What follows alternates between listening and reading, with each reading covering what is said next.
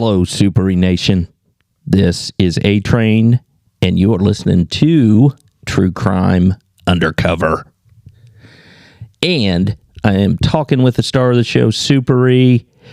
Super E, what are you doing right now? Right now, I'm sitting in the pickup line for my 11-year-old daughter. Okay. Pickup line from school, right? For school, yes. Okay. Very good. So you're Mr. Mom. You're in the school line waiting to pick up your daughter. That's a good dad. Yes, and I'm here a little bit early so I could do the show for my dad's marquee, Mercury, that is. And Okay. there's already people in line ahead of me that have been here. I think they get here at 1 o'clock, and the kids get out at 2:50. What? I know it's amazing. I think they read. I don't know if they're reading books or what. Okay, and some of them are doing podcasts, right? Yeah, I'm doing a podcast right now, and I'm looking around I'm in the small town that we live outside of. Yeah. Very scenic today. Beautiful, sunny, warm day.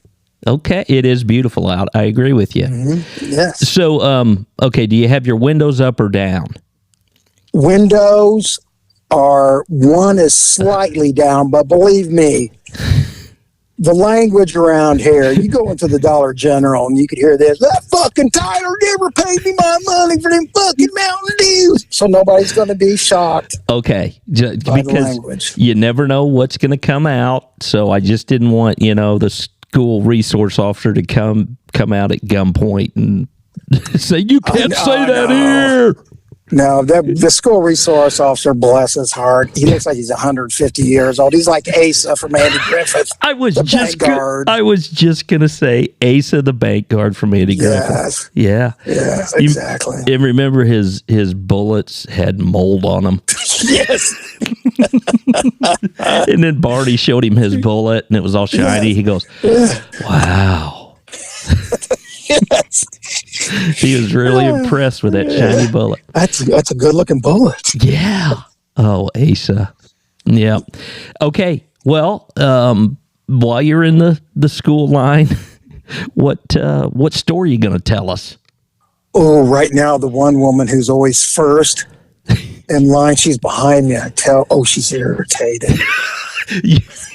You got pole position and she's pissed. Oh yeah, exactly. But anyways, I'm going to talk about. My sister asked me if I ever ran into any stupid criminals, and I would say this guy, he was kind of not stupid, but kind of unlucky. Okay. And I'll give you a backdrop on it. All right. Okay, picture it's 1988. Okay. And, young Johnny Depp's on, what do you call it? 21 Jump Street. Yes. So that's what's going on. I'm thinking back to 1988. That's when A-Train was svelte. He was had a 6-pack. Yeah, if our booming audience didn't know, A-Train was a chiseled specimen. Now he's just a big tub of goo. Oh my God, what happened? He's joined the Manatee Club.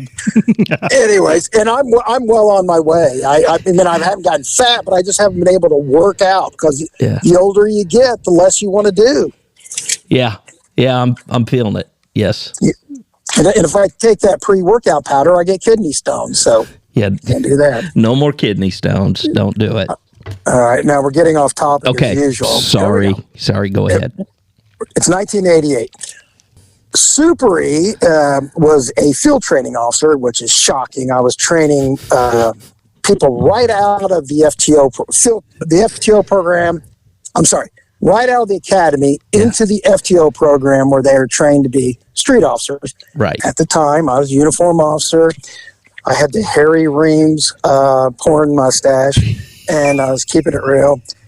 And I was training guys. But when those officers got out and went to their own assignments, we had like a month or so we didn't have any rookies to train. So they'd let us do like little undercover details. Mm-hmm. And so they gave me an old Power Light Chevy S10 pickup truck that the power and light guys would ride around in and fix telephone poles and shit. Right. So they gave us one of those old things, and my partner was Noreen, and she was a real good officer. And we were just driving around, and we got to just wear, like sweatshirts and jeans and shit like that. We thought we were so cool. It was like, we're out there just like Serpico, right in the middle of it. Nobody knew who we were. Yes. And so we're driving around, and all of a sudden, we see this guy come running between two houses carrying a VCR. And he's looking around, just like, he's, looking around. He sees a police car way down the street, and he does the duck and cover when the police car is gone. Then he gets up, and he's kind of sneaking around like the Pink Panther. Uh-huh. And we're like, he's got a brand new looking VCR under his arm. He's looking around for the police hiding, and we think we must just talk to the guy, just investigate. Remember, it's 1988. And any millennials that might be listening that are part of our 4 or 5 listeners, just Google VCR. If you don't know what the hell a VCR is. VCR is with a VHS tape. Yes. Okay. Anyway, so the guy was acting extremely suspicious. And so we thought, you know what? Let's just stop and talk to the guy. So we pull alongside him, and me and Noreen were salt and pepper teams, they called it back then. I'm a white dude. Yes. She's an African-American female. Yep.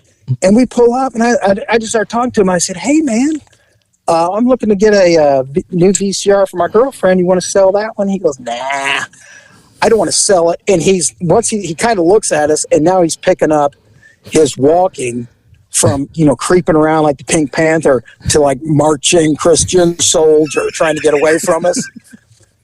And I'm like, come on, man. And he's moving.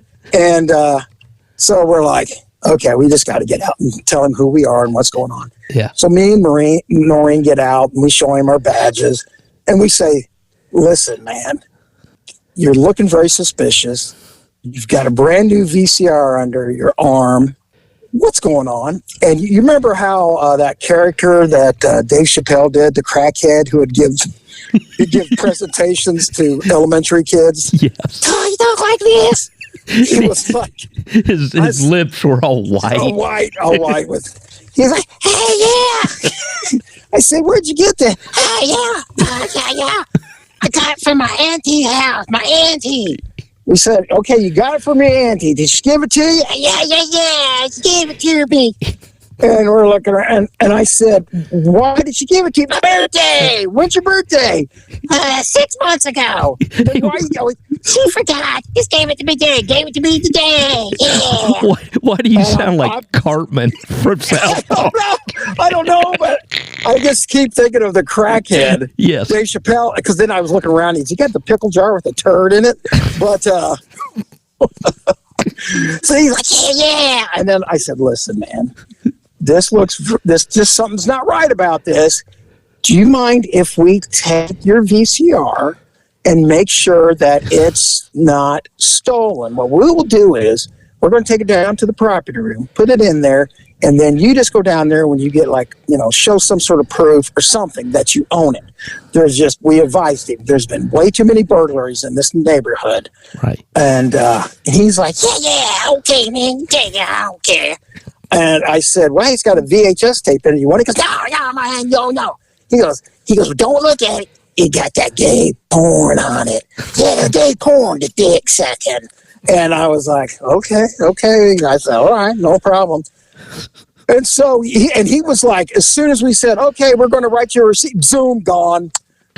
We said, oh, shit, okay. I said, where did he go? He just disappeared. There was just like a puff of smoke. I heard meat gone. And so me and Noreen, we take it down to the property room, and we're telling the property room guy what happened. And he goes, oh, okay. He goes, oh, I see there's VHS tape in it. And I go, yeah. He said, don't look at it because it's got gay porn on it. And this property room guy, he was like a sergeant. And he was always known for being kind of creepy. Yeah. He goes, "It's got gay porn on it." I go, "Yeah, well, let's take a look at it." And I'm like, "Well, I don't really. Oh, come on now, let's plug this thing in." And so he plugs it in, and then he shoves in the VHS tape, and it starts playing. And here's what you're expecting: boom, boom, bam, and giant penis coming out.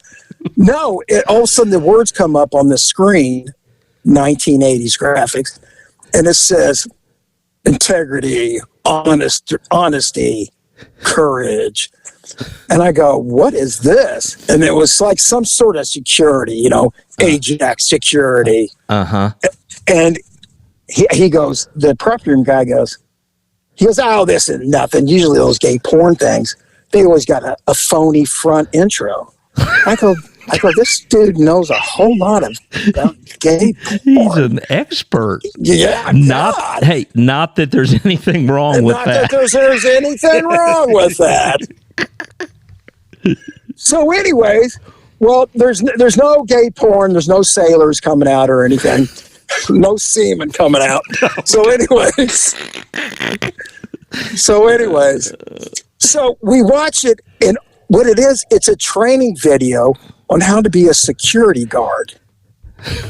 Okay. And we're like, "Oh my God, this is a training video for a security company." So we called the security company up, and I go, "Hey, you happen to be missing a VCR and a training tape?" And they go, "Yeah, we're missing it." I go, "I'm just curious," because I told them how it was. "This is super easy." And they said, "Here's what," they go, "Here's what happened. This guy came in, looked like that guy from Chapelle. This guy came in, applied for a job as a security guard. Okay. He was in a room. We brought the VCR in, plugged it in, and he had to watch the training tape for an hour. Then he had to take a test." I go, "What'd you guys do when he was watching the video?" "Oh, we went in the other room, was drinking coffee and talking and having some snacks." I go, "Did you discover an hour later that the guy was gone and so was your VCR?" And they go, "Yeah." What's the deal? Is that just a coincidence? I go, "Yes, Sherlock Holmes." What happened was, as soon as you left the room, the guy unplugged the VCR and walked out with it under his arm and left. And I have a feeling he was going to go sell it for whatever drugs he wanted. And they go, "No way." I said, "Way, man." And they're like, "Oh my God." This is the best security company in the world. I could tell they're like, "Oh shit, this makes us look kind of stupid." And then I thought that was the end of it.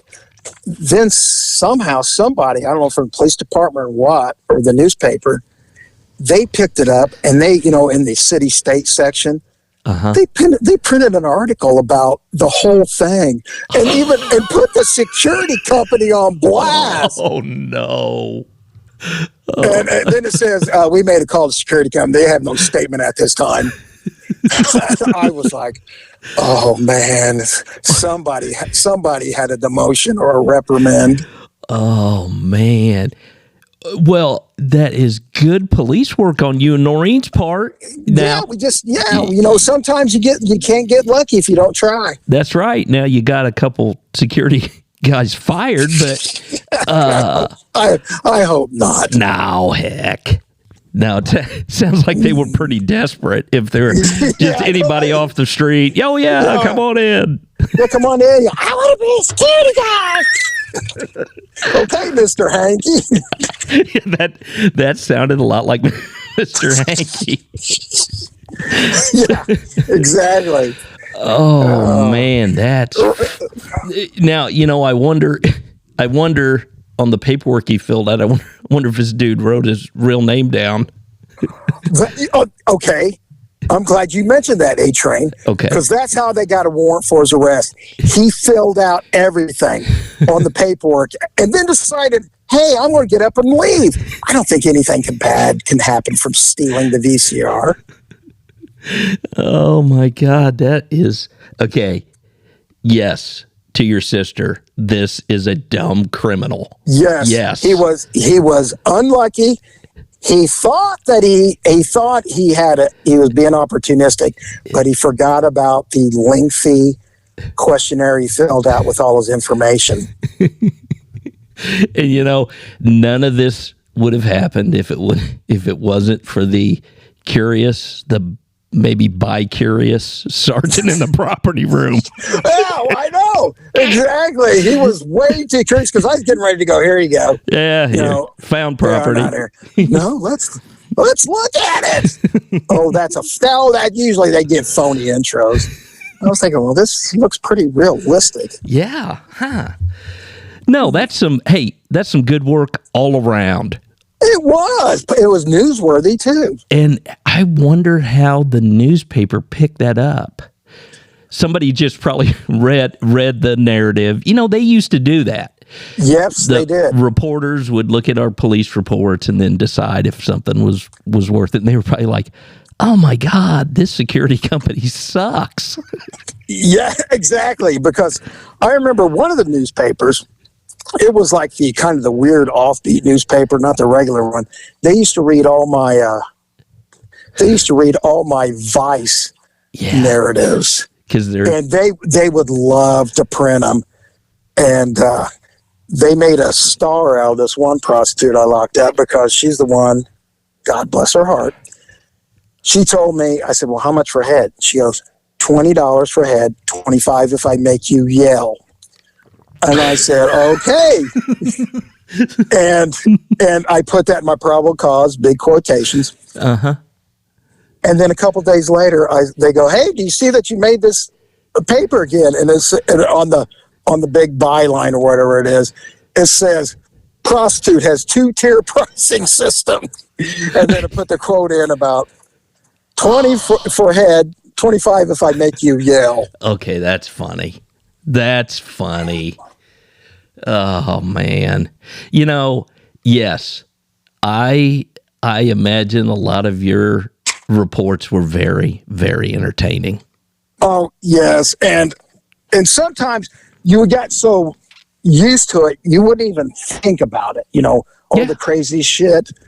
And I remember back in the day, you would write out your report, or sometimes you would just be reading the blank report sheet and you would just fill it in as you were on the phone. Yes, because listeners, so what we would do is we would call a line, we would read a telephone line, and we would read our reports, and then there were folks then that would transcribe our reports. So so you called them in on the phone. Yes. They would type it.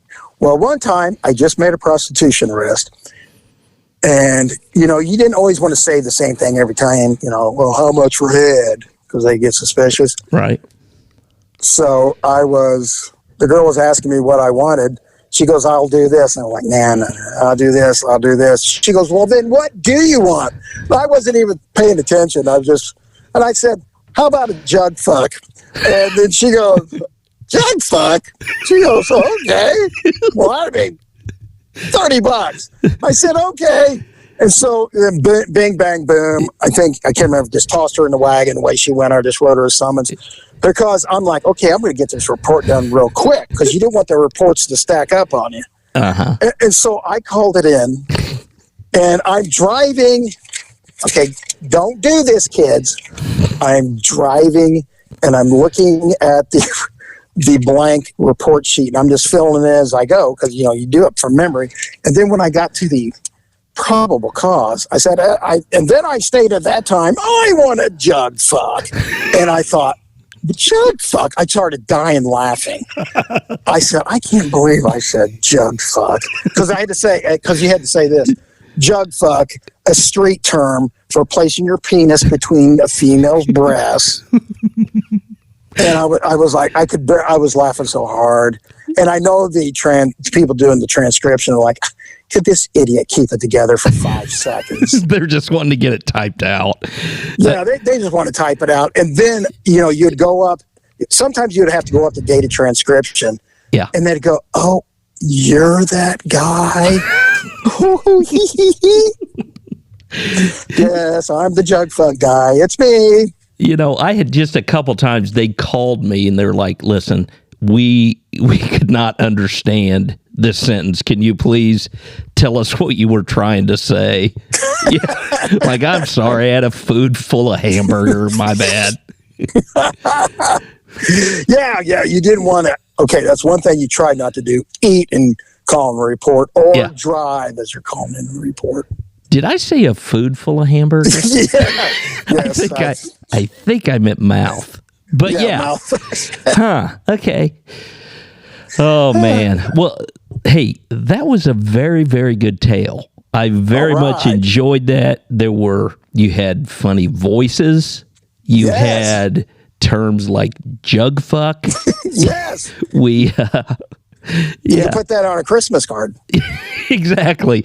Have a merry jug fuck Christmas. Better edit that one. No, I don't know. Let me think about it. Okay, you do that. Okay. All right. Well, listen, are you getting close to, no, you're not even close to school getting out yet, are you? I've got 56 minutes. Okay. My God, I just can't even imagine.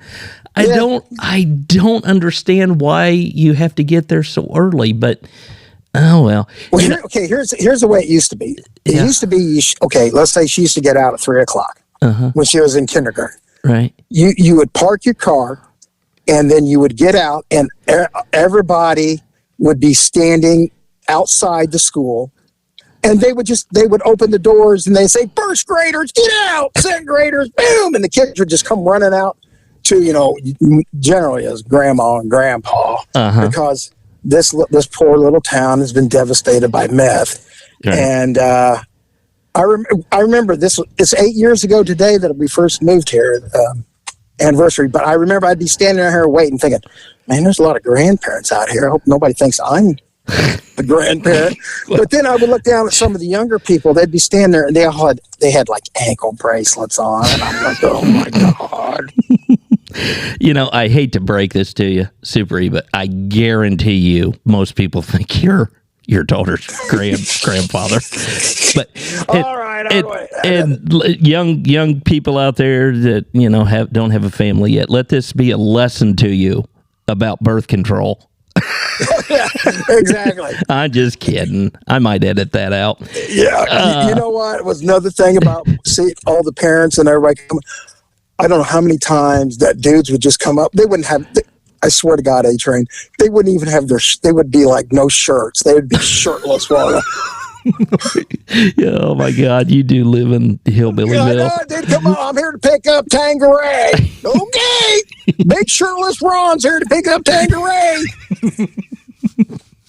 Oh, that's good stuff. That is good stuff. Well, okay, good job. Maybe take your daughter to get a little snack after school or something. Oh, 10-4, A-Train. Okay. All right. All right, everybody. Come back and listen again. And, we'll have some more nonsense for you. Exactly. All right. See you. Bye. Bye.